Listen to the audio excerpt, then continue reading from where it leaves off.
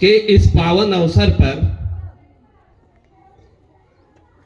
सभी विद्यालय के शिक्षक, शिक्षिकाएं, शिक्षकेतर कर्मचारी एवं आए हुए अभिभावकों का हार्दिक अभिनंदन है। आप अभी बाद में और भी वक्ताओं से आप सुनते रहेंगे कि ये जो गणतंत्र दिवस है इसकी महिमा क्या है। चंद शब्दों में मैं भी इसे बखान करने का प्रयास करूंगा।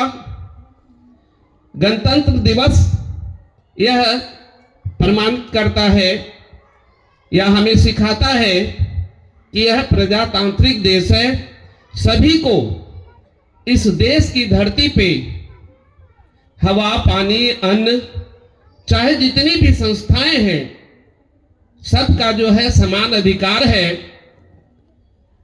इसी अधिकार के लिए गुलामी से आजादी की ओर हमारा देश आया। आजादी के लिए बहुत सारे लोग बलिदान भी हुए और उन्हीं के परिणाम स्वरूप हमारा देश आजाद हुआ। तत्पश्चात संविधान बनने के बाद देश में संविधान लागू हुआ और इसी के उपलक्ष्य पे हम लोग यह गणतंत्र दिवस को याद करते हैं। यह गणतंत्र दिवस झंडोत्तोलन से प्रारंभ होकर हमें यह शिक्षा देता है कि हम सब जो है एक हैं। झंडे की महिमा, जहां तक बहुत सारे लोग केवल सिंपल सा झंडा समझते हैं, दरअसल अपने ही देश नहीं, किसी भी देश का जो झंडा होता है वह देश का पहचान होता है। यहां ही नहीं, केवल अपने देश में ही नहीं, विदेशों में जब अपना यह झंडा लहराता है तो दिखता है कि अपना देश प्रतिनिधित्व कर रहा है या उपस्थित है। अपने देश में भी एकता को बनाए रखने के लिए कोई न कोई सिंबल होना चाहिए।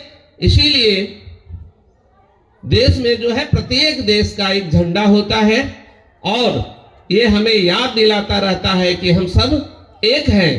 हिंदू, मुस्लिम, सिख, ईसाई, धर्म, संप्रदाय, क्षेत्र अलग अलग भले हो, लेकिन हम लोग सब एक हैं।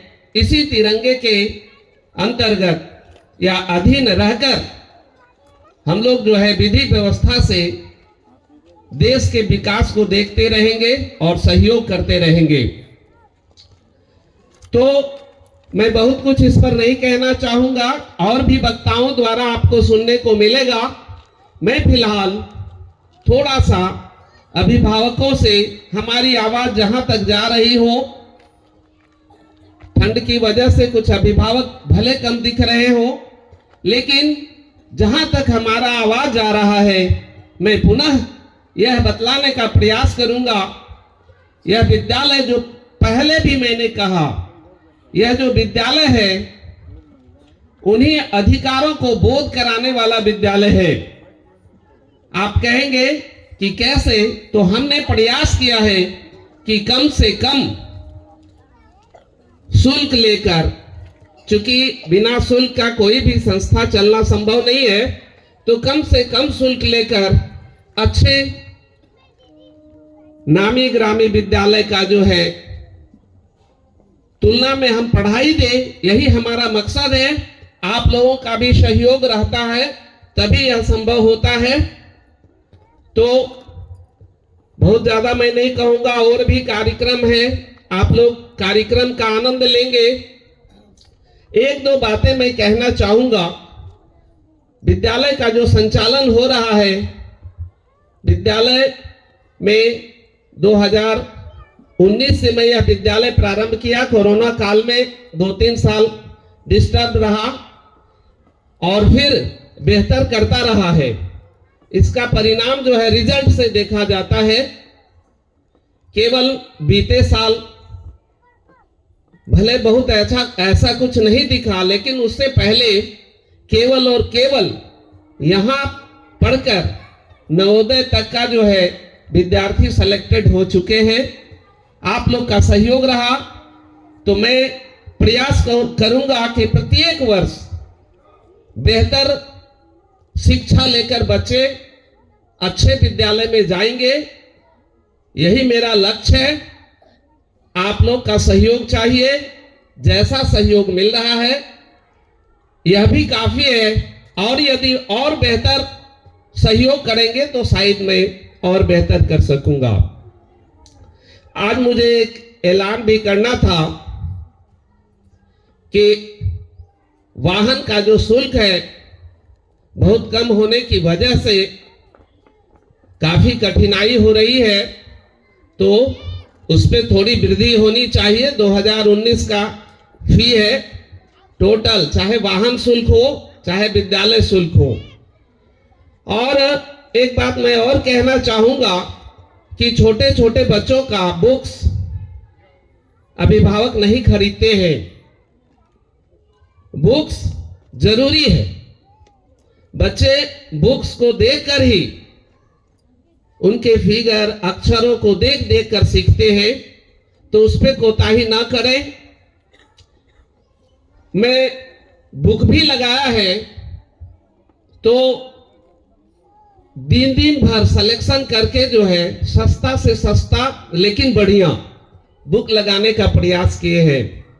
मैंने देखा कि इससे कम कीमत पर जो बुक्स आएंगे उसकी क्वालिटी खराब होगी, अच्छा कंटेंट नहीं मिल पाता है जो बच्चों को मिलना है। तो इसलिए हम प्रयास किए हैं कि कम से कम कीमत वाला बुक उपलब्ध हो, तो बुक अवश्य खरीदेंगे। बहुत सारे अभिभावकों का शुल्क इतना बकाया चल रहा है कि विद्यालय का संचालन मुश्किल हो रहा है। तो मैं कहूंगा कि आप इतने कम शुल्क को भी विलंब करेंगे तो विद्यालय का संचालन कष्टकारी हो जाता है, और उसका परिणाम जो है एजुकेशन पर पड़ता है, शिक्षा पर पड़ता है। तो इसका ध्यान रखेंगे।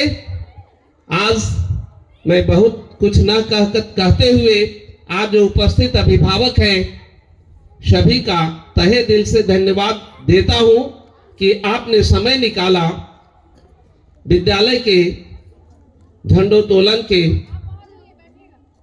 स्थल पर आने के लिए। धन्यवाद।